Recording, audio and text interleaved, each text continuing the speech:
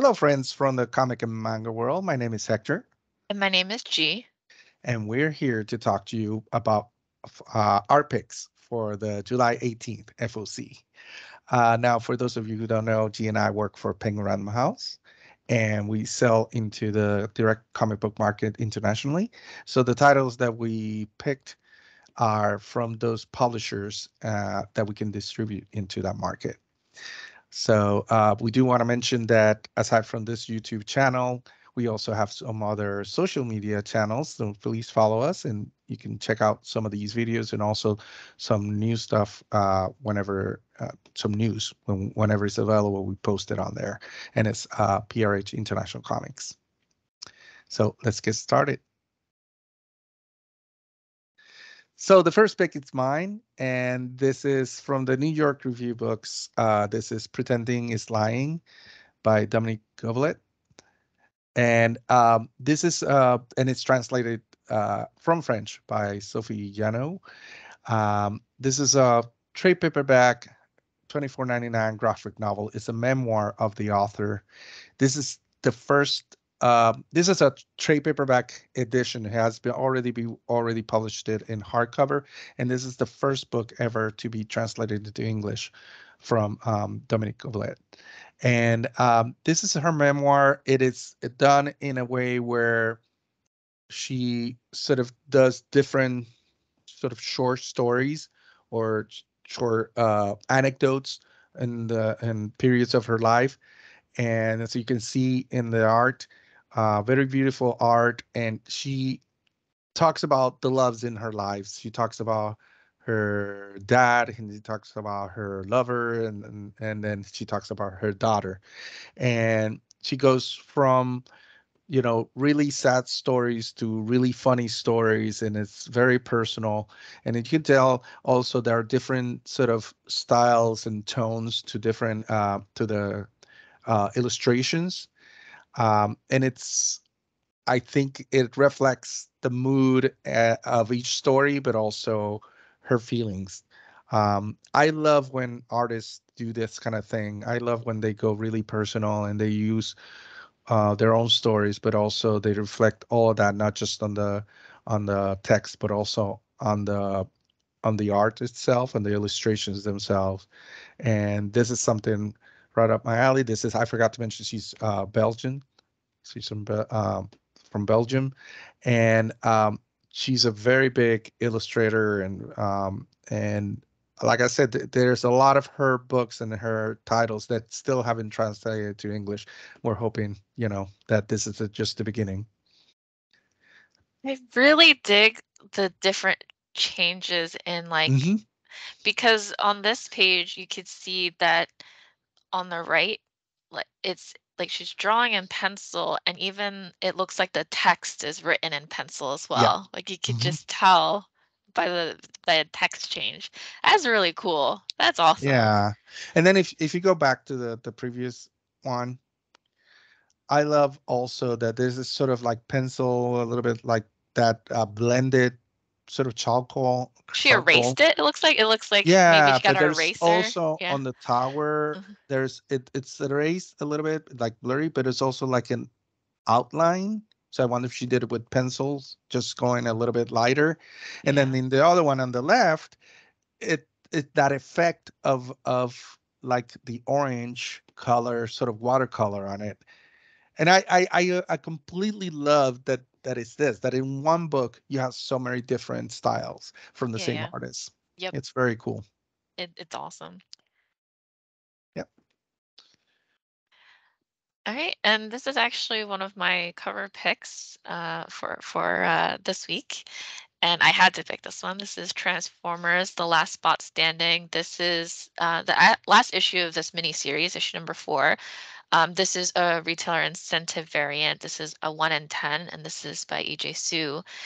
And this, speaking of the art, I just love how it almost looks like it's toned paper, but it almost looks Yeah. like craft paper in a way, right? Yeah.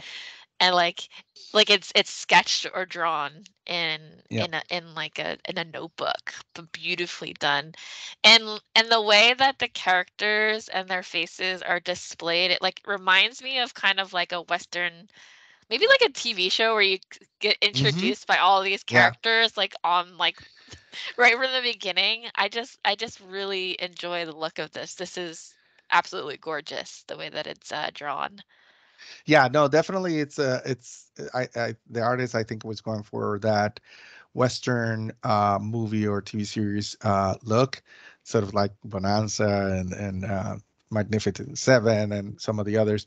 I started reading this story, the first issue, and it is, even though it's another planet, that's why you have instead of horses, there are kind of little different creatures there. It is sort of that kind of a Western world.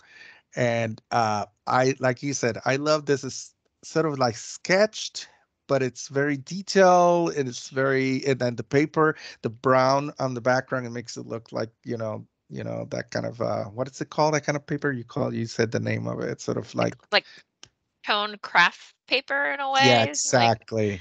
I really enjoyed that. And I love that on the edges it's kind of each illustration, like especially you can see it on the car on the bottom, it kind of fades, so it gives that effect of somebody sketching something. The logo is also drawn. It's not Yeah. like Hmm. graphically put in there. Like it Yeah. matches everything, the entire Yeah. thing together. So very beautiful. Very beautiful. Yes. Next, my first couple picks are three of the same one. Is Campbell's uh, cover for the Amazing Fantasy 1000 edition. And we have his regular variant on the left, and then he also did a retro variant, 1 in 200, which is the one in the middle. And then there's also a virgin variant, 1 in 100. I love this classic. J. Scott Campbell is really so good about doing these very classic covers. And, this is extremely classic Spider-Man just flying through, throwing his webs around, the buildings in the background, the perspective is, kind of it sort of makes you feel a little bit dizzy because you're in midair.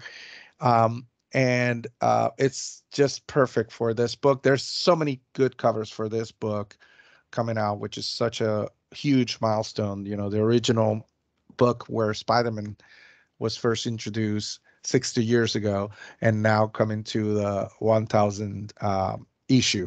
And it's a special issue if you don't know, and it's going to have a lot of um, it's an anthology with different stories by different artists and different illustrators, all contributing to this book. Next up, we have Yeah. this is Avengers 1 million BC, issue number 1. This is the Scotty Young variant. It's just very adorable despite the danger that you see on the front cover. Is that a black eye? I'm I assuming think it it's an eye. is. Is it a black eye or Or an eye patch? is it an eye patch? I'm not I sure. can't tell. It's probably an Yeah. eye patch. I feel Yeah. like it's like it's more solid of a Yeah. color, right? It's not like Yeah. purplish. Yeah. Anyway, it's great. I just love the expression on Lady Phoenix and the Yeah. kissy face. Yet the Yeah. flames sort of spouting out from up top. It's Yeah. The it's Phoenix. Yeah. the Phoenix. Yeah, it's great. I love it. I love it a lot. The classic Scotty Young Yeah. cover that Very, you'll see very here. classic Scotty Young for Mhm. sure. So that was my pick, and And then my pick is next pick is Ultraman, The Mystery of Ultra 7, number 1. This is a variant. This is another book that has several very beautiful covers. There's even a photo one with the I classic. really like that. Yeah. That's like it's very like TV show Yeah. photograph on a front cover. That's great. And it's perfect because it is. just Yeah. this The Japanese person TV dressed as show. Ultraman and the tiny mountains next to him. It's like a background, you can tell it's like all fake. But Yeah. this is such a beautiful, sort of a kaiju look. You have the fighter jet right there just flying in front of them. You have the smoke, and they're in between the buildings, and you get the sense of how big and powerful they are.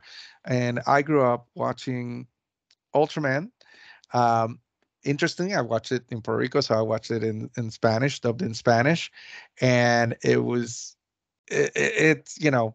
my generation. This is one of the big classics, Ultraman. And if you love, I mean, if you love sci-fi and fantasy in that era, you must know definitely Ultraman. And this, I love that we're doing these stories and we're bringing these character, and Marvel is sort of bringing it again in new stories. So can't wait for this one. Mhm.